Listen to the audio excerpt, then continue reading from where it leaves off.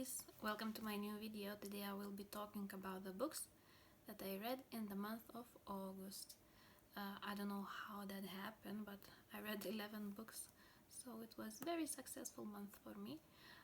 Some of them are audiobooks, some of them are ebooks, and some of them are physical books.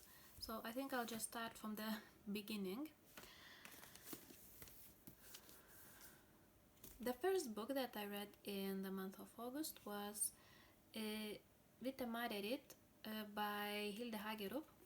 It's a Norwegian middle grade book series about a boy Jens who lives in an island with his family and friends, and there's ghosts involved, a lot of them. And it was quite interesting story to read. I'm talking about the whole series, except this one book. It wasn't necessary for the story.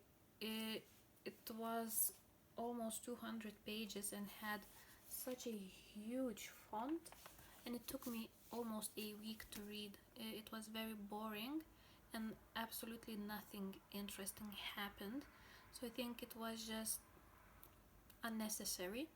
So in the end I gave it 2 stars.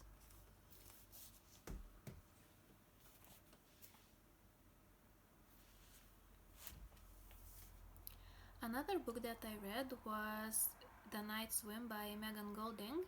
It was an R copy that I was kindly offered to read by the publishers, and I also participated in a book blog tour, so if I remember I will try to link the review in down below. It's a story about a Rachel who is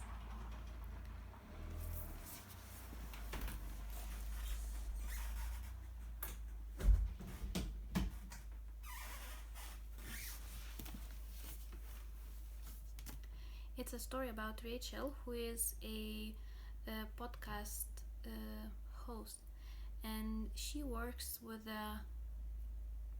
crime cases. So now she's going to one city to participate in a rape crime that was made, and she wants to see how the trial will go, and she wants to talk about it in her podcast. And at the same time she starts getting weird letters in weird places where the woman asks her help to find out what really happened to her sister, and she says that her sister's killer is somehow connected to the current case. So now Rachel is very intrigued, and I love that book. The story was so interesting.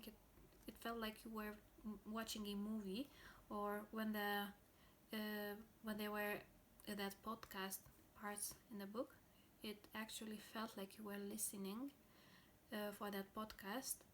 And Megan Golding just went on what it's really like to be a rape victim, and it's very important book, I think, to read because it talks about rape culture that it still is in our days, and it's just sad. So yeah, I think there should be trigger warning for the rape. So in the end I gave that book 5 stars because it's a long time that I read a thriller like that.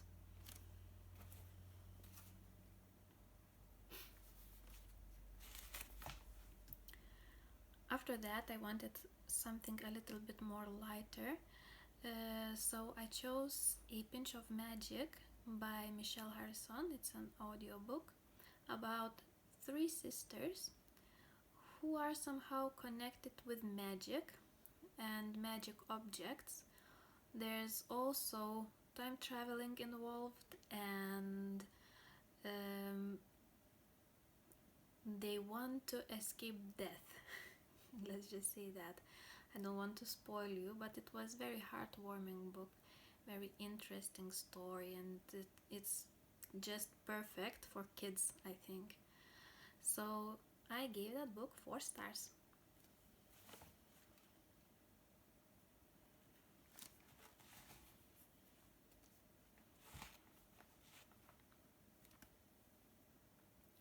The next book that I listened was Clap When You Land by Elizabeth Acevedo. It's now a very popular and very beloved book.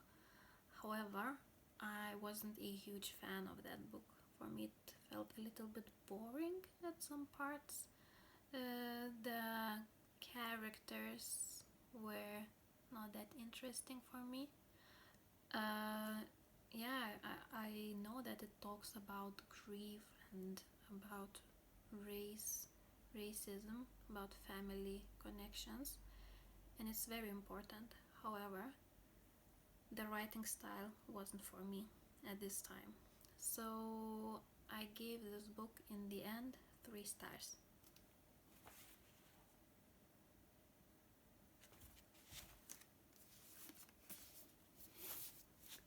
After that, I chose to read a book that I've got from my husband for Christmas, and it's Stalking Jack the Ripper by Kerry Maniscalco. I love that book, as you can see from the all the tabs that are here. I think everyone knows now about what the story is about. It's about a Audrey Rose who is a rebel. She wants to be a doctor, a pathologist. Let's just say that. And at that time, it was only man profession. No one can be no one other woman can't be doctors and pathologists because they are so fragile. But Audrey Rose decides what she wants, and she goes against all odds to to she goes against all odds to fulfill her dream. And so happens that there's a lot of murders, and Audrey starts to suspect and Audrey starts to suspect some of her loved ones. So in the end, the ending was really unpredictable for me. I haven't no idea who the Jack the Ripper will be. And it was a very interesting story. Also, I loved her sidekick Thomas. The banter between them was just hilarious. I laughed out loud in more than one places. So I just can't wait to pick up another book in the series, and I gave for this one 4 stars.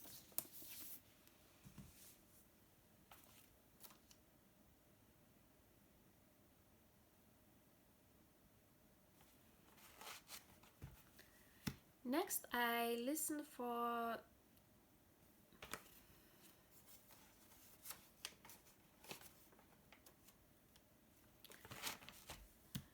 next book that I listened was by Diana Jane. Let me just see in my I can't remember. Let me just see in my book journal.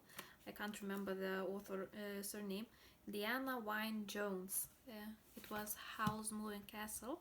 It's about a girl who is cursed and turns in an old lady, and if she wants to turn back to her real age, she needs to get help from the Howl, who lives in literally moving castle.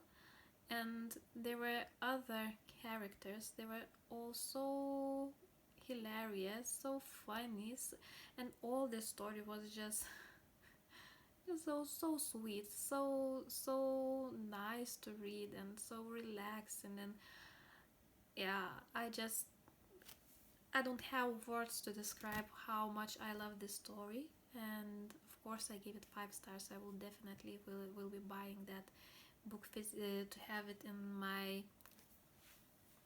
book collection. So yeah.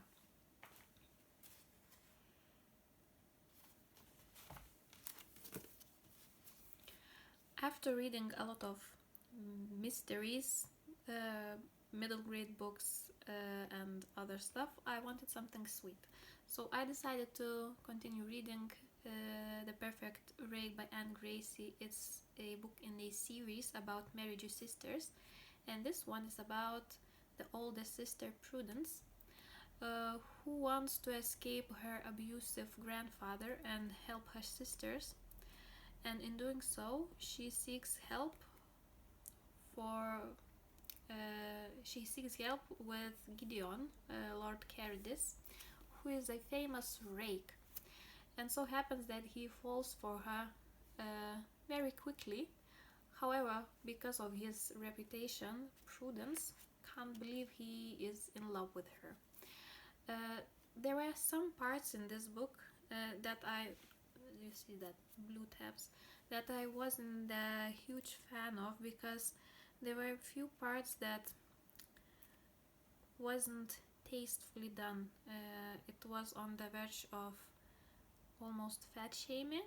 Uh, yeah,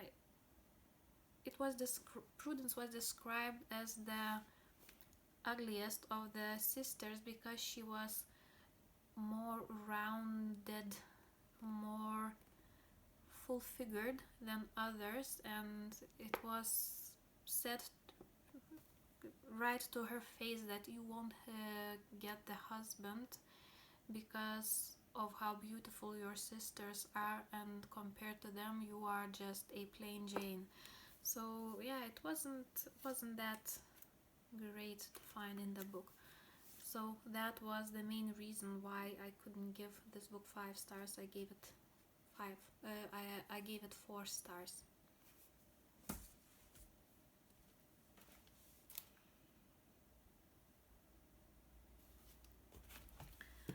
Another book that I listened to was King and the Dragonflies by Kason Callender. It's also a middle grade book about a boy, about a black boy who lives, I think, in Louisiana, uh, whose brother dies unexpectedly. So he has to deal with grief, also with his sexuality. He's still trying to find out who he's attracted to, and there's a lot of things he has to deal with. So he thinks that his brother is still alive, but in dragonfly form. And after something happens to his best friend, he's forced to deal with the reality, to his feelings, to his connection with the family, and so on. And it was a very important book, I think. I'm glad that there's a book like that for the kids, because we have to educate our children from the young age. So I will definitely buy this book for my son, and I'm hoping he will read it and will love as much as I did. So yeah, I gave that book 5 stars.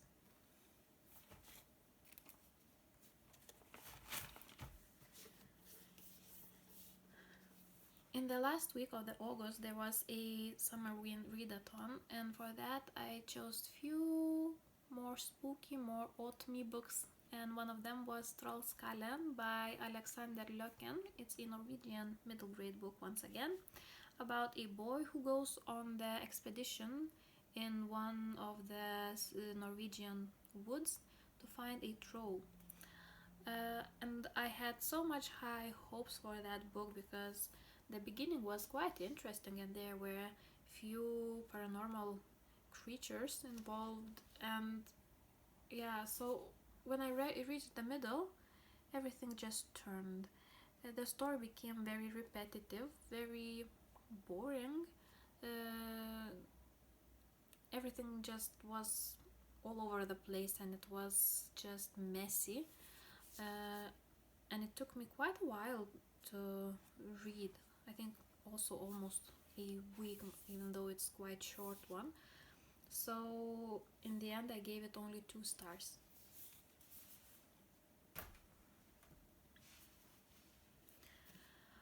Another book that I listened, and it was the last one that I listened in the month of August, was The Troop by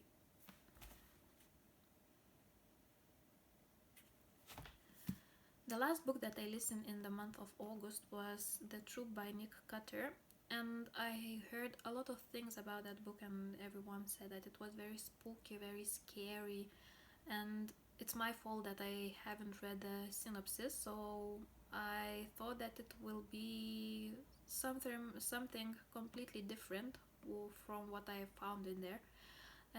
Turns out it's about a human created virus, and it was okay.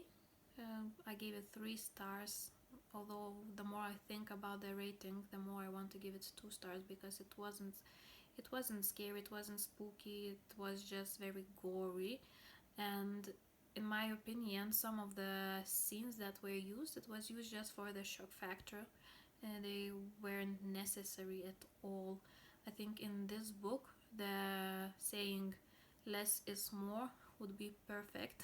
I think the book should have been edited much more.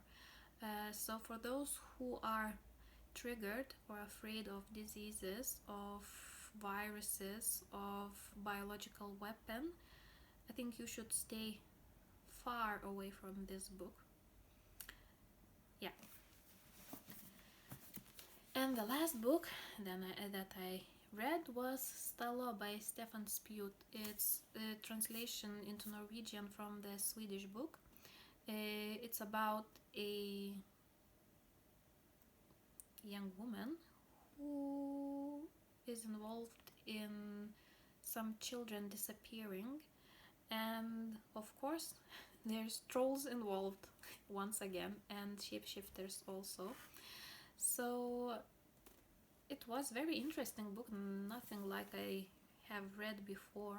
In my opinion, it could be a very interesting movie if it was directed by Tim Burton. I think it's in the same feeling.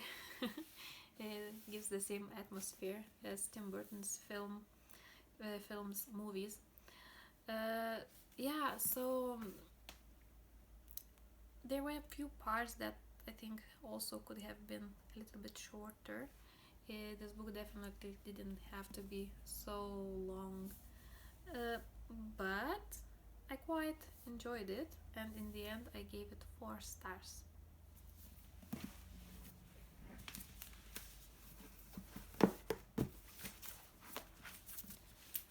So here are some of the books that I managed to read in the month of August, and I'm very glad because there's quite a lot of books with a 4-star or 5-star rating, and of course I hope that you also had a great reading month, and thanks for watching, and I'll see you in my next one.